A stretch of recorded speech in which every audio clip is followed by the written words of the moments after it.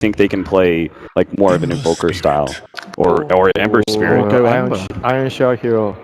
And it's a gap closer for nothing on the courier anyway. He has enough regen too. The 3 tangos left. He's not low HP. He doesn't need the courier right away. N0tail getting caught out in the bottom lane and will try to TP away. Not going to happen. MVP just barely able to finish him off. Was left. Disruption could be enough as we're going to see Jerax to catch out Dubu here. He's going to scout him going for that road. He goes for the road deny, but what's it worth? And Sniper coming as well. All of a sudden, 4 heroes duking out at the top road. Ana quickly dropping low though. Has to run away. QO pressuring it back. They'll turn into Jerax. This early game Shrapnel doing work, but still has the boots, maybe can survive. No, Febby comes in, and a parade of MVP heroes enter the lane as Ana thinks about look to make some early moves around the venge rotations. Abaddon's going to heal up QO and Suicide. That is about as Febby talked about playing non-impressive heroes. Well, that sums it up. That means no Abaddon for this potential smoke gank as OG move in. They want a piece of QO. Dubu there with the stun, but already the disruption's been engaged with. Not sure how much it's going to help at this point. QO goes down.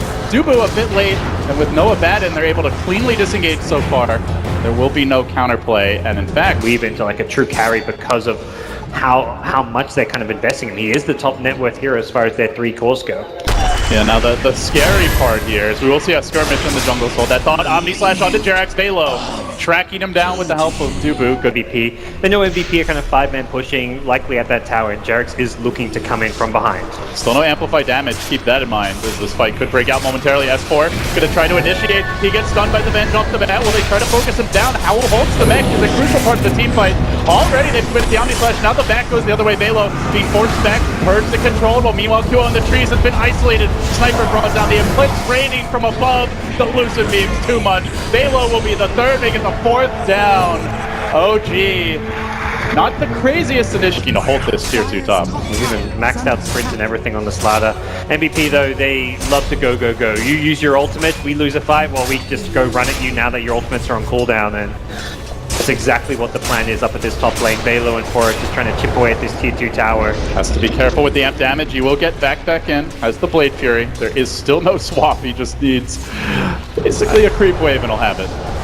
The XP advantage is kind of crazy right now for OG. They have a 5,000 experience lead just because of how much MVP are 5-manning. Dubu getting hounded here by Ana as he moves in, finds the bench, finds the kill to start the fight. That is the power of the Ion Shell plus Flame Guard, and now Velo Purge will have to TP out. That leaves Jerax free to roam out of the back lines.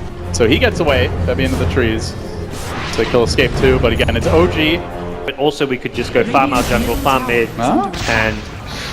I mean, I don't really know if they can kill him. They're going to try for it, though. The swap, the Beatles as well. Pretty quick burst damage. Not even bothering with the mech. He will pump it at the final hour, but they have the damage, and they get the kill. Scan the bottom lane. Definitely possible with that There's damage. no tier 1 for the Radiant, either mid or bottom, but no, they're hunting for kills now. 2 Hero Crush almost available for Jerax, but they will TP out in time. He will find Febby. Febby doesn't borrow time, so this is going to be a bit of a nuisance to kill. Completely isolated, has no real help. Drops the shield, now the borrow time. Jerax still hounding him. Staying in target. He wants that follow-up press to go for multiple kills, and S4's there with the back. Eclipse coming through.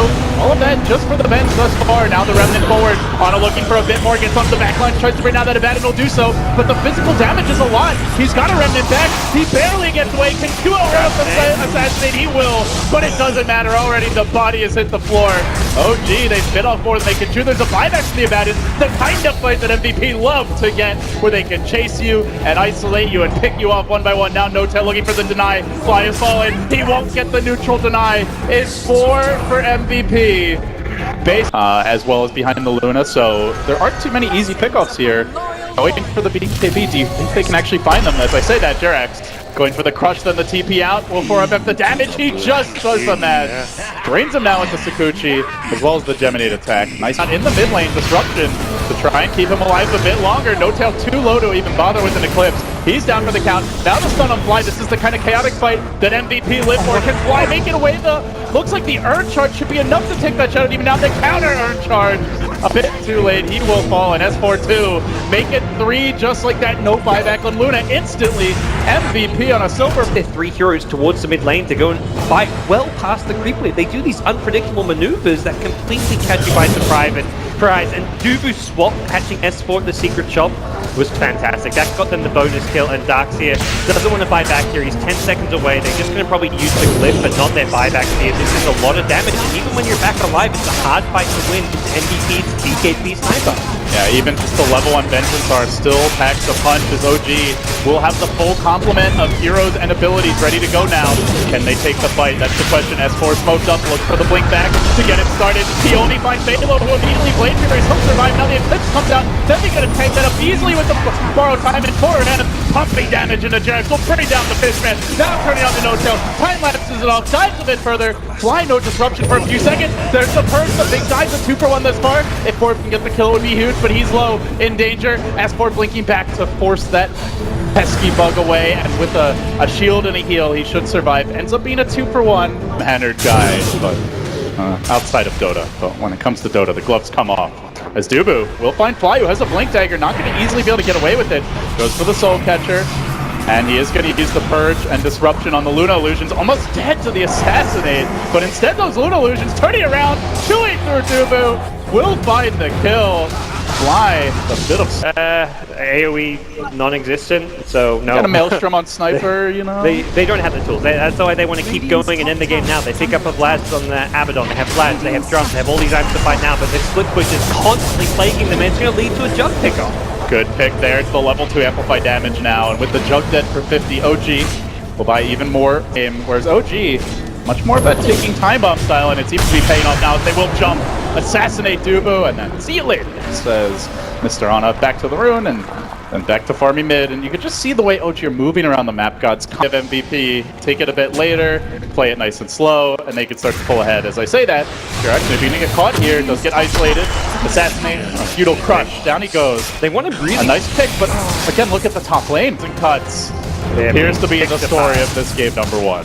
One by one, they're being picked apart. Not the heroes, it's the buildings. Honor takes the rack and then gets out. Yeah, he's overstepped. I mean, honestly, probably worth it. Not ideal. Still Yeah. gets the melee.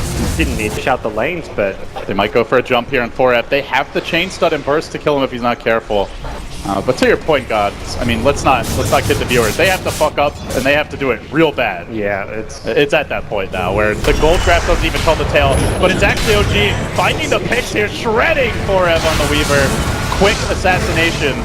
Apparently Sniper working against his own team. As they'll move on to Febby. Febby has to borrow time. MVP being forced back, just can't even get in range of the glaives. And when they do, they pay for it. now tower's down, so you can just safely put up the illusions, or you can do that. So just gonna initiate immediately, borrow time for Febby as he tries to hang on to this. Velo will survive, but they've lost their Weaver. Is gonna have to buy back, rejoin the fight. Velo low, the Glaives continue to pursue. Febby now on the run, and that's it. MVP completely overrun by the OG Swarm. Come late game is Ana. Up with your head, little man. He says, we'll take care of QO, and OG seeming very prepared. What a great effort pick that was. Yeah, it's something we kind of talked about before while we were watching the draft. It's like, OG is one of those unusual teams. They chose second pick, and one of the views of second pick is you get that 10th pick of